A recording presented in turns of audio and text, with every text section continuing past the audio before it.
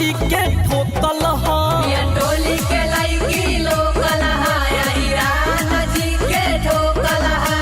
टोली के लईकी लोकल ह पसवा नची के ठोकल ह बोला बोला भुरका वाली माल की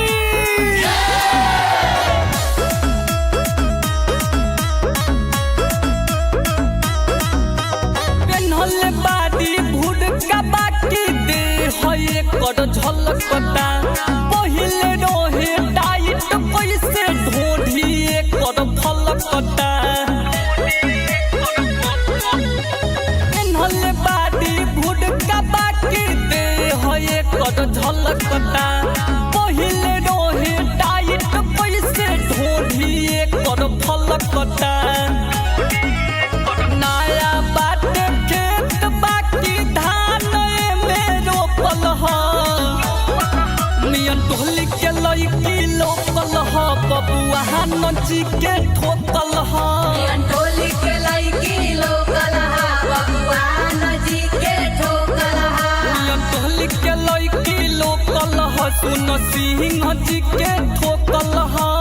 बोला बोला माल महाराज की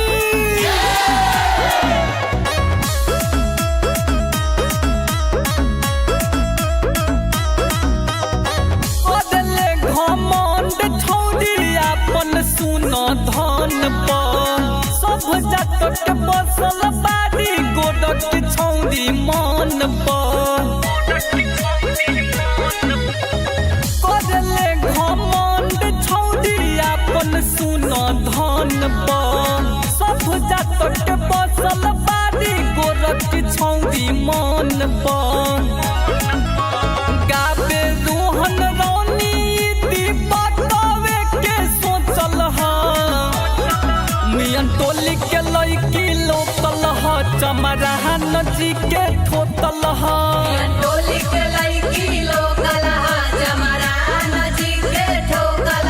मियन टोली के लईकी लोकल ह सुन सब जात के ठोकल ह